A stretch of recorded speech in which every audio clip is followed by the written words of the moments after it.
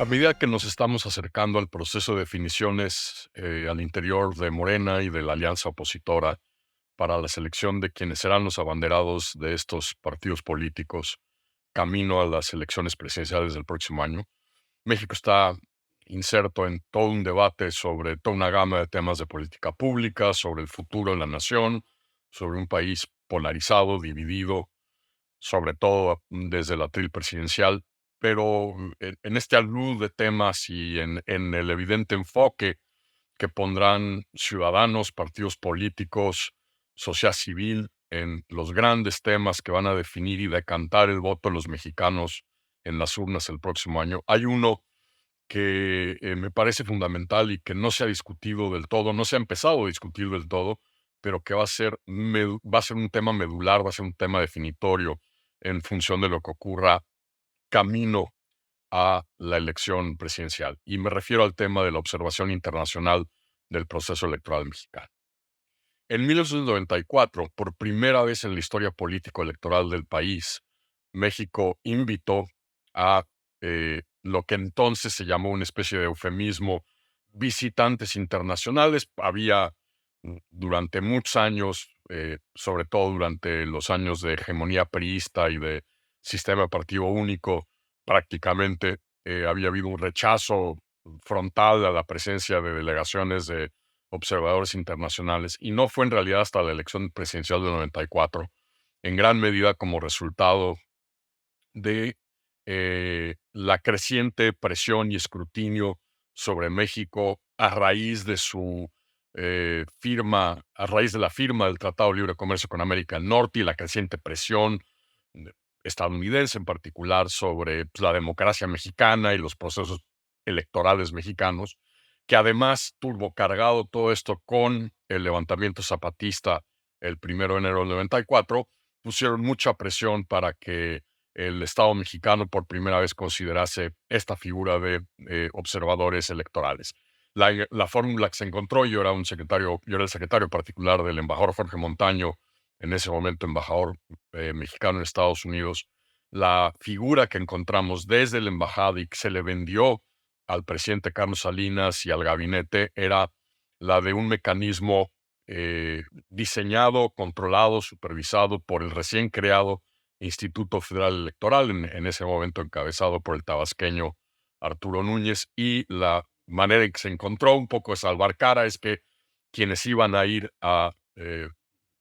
vigilar, monitorear el proceso electoral mexicano en el 94 no serían observadores, es decir, no irían a calificar, sino serían visitantes internacionales. Esta fue la manera en que se logró salvar políticamente, sobre todo con el presidente y con el gabinete y con la cúpula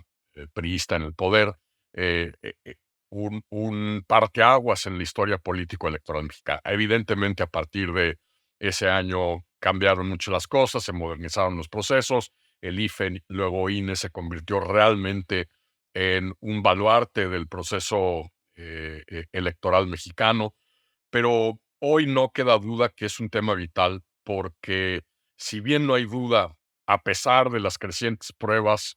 de que el narcotráfico, el crimen organizado, ha estado jugando un papel importante, ha estado impactando, incidiendo en procesos electorales, sobre todo lo que vimos en los estados del noroeste,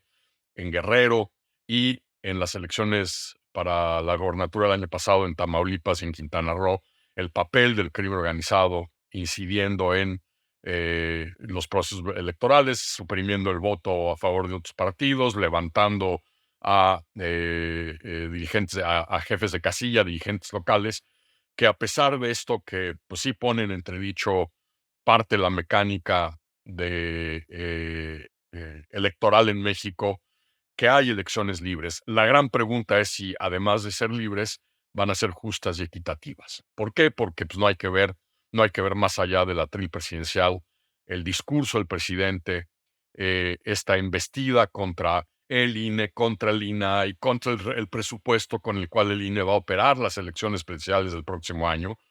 Y lo que cada vez más es claro que el presidente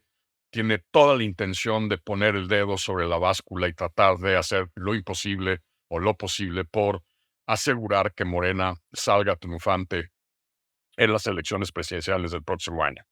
El observador tiene dos grandes obsesiones, una que tiene que ver con el pasado, una que tiene que ver con el futuro. La del pasado es su derrota electoral en el 2006 y todo lo que de ello se deriva, la tirria que tiene hacia toda una serie de temas y personajes como resultado de ese tema. La segunda gran obsesión es hacia adelante y es su convicción, su obsesión con no tenerle que colocar la banda presidencial a un candidato, una candidata de oposición el 1 de octubre del 2024. En ese sentido, el papel que pueda jugar eh, la OEA, complicado por la relación tan contaminada y tan negativa que hay entre el secretario general de la OEA, la organización y el presidente de la República, pero sin duda la OEA, los dos institutos políticos del Partido Demócrata y el Partido Republicano, el National Democratic Institute, NDI, y el International Republican Institute, el IRI, respectivamente, la propia ONU, el Europarlamento y la Unión Europea y un colectivo de organizaciones electorales bajo la bandera de una institución que se llama el IFES, deberían jugar un papel fundamental en este proceso. Y ojo,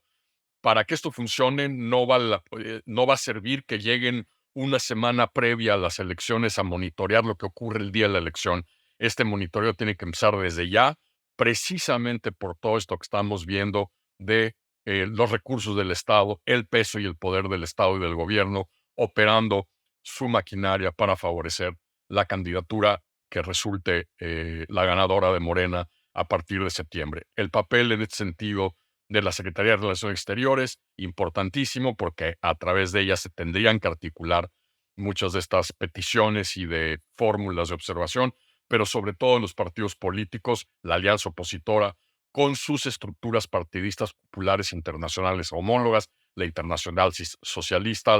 los partidos populares o la democracia cristiana. Los partidos van a tener, sobre todo los partidos de oposición, a salir a buscar